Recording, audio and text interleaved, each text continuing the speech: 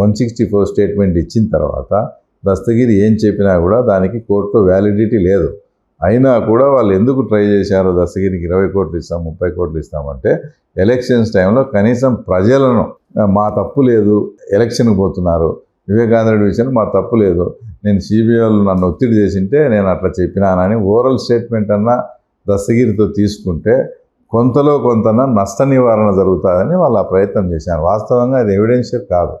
164 statement Dastagiri ఇచ్చిన తర్వాత దస్తగిరి నేను సీన్లో లేను, నేను చంపలేదన్నా కూడా అది వ్యాలిడిటీ కాదు. అయినా కూడా వాళ్ళు అంతా ఎందుకు ప్రయత్నం చేశారంటే ఎలక్షన్ టైం కొంతలో కొంతన్నా మనకు బెనిఫిట్ జరుగుతుందని ఆ ప్రయత్నం చేశారు.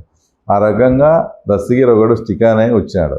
మిగతా వాళ్ళు ఏంటంటే వాళ్ళకు సిబిఐ వాళ్ళు 164 స్టేట్మెంట్ రికార్డు తెలుసా, సిబిఐలో ఉండే వాళ్ళే ఫోన్ చేసి చెప్పడము, వాళ్ళ కుటుంబ సభ్యులను వాళ్ళను మేనేజ్ చేసి 164కు రాకుండా చేసుకున్నాడు. ఇప్పుడు కువైట్ గంగాధర్ అనే అతను సాక్షిగా చనిపోయినాడు.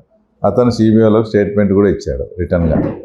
ఏది శంకరెడ్డి అడిగినట్లు 10 కోట్లు ఆఫర్ ఇస్తాను నువ్వు ఒప్పుకోమని చెప్పినట్లు అంతా జరిగింది. అదంతా శంకరెడ్డి నాకు అడిగినాడని 164 స్టేట్మెంట్ ఇస్తానని కూడా రెడీ అయ్యాడు. ఆ గ్యాప్లో మళ్ళీ వాళ్ళ కుటుంబ సభ్యులను వాళ్ళని మేనేజ్ చేసి మళ్ళీ అతను రివర్స్ తిరిగి మళ్ళీ దాన్ని నీట్గా ఒక పద్ధతి ప్రకారం అంతమొందించారనేది ఒక అభియోగం.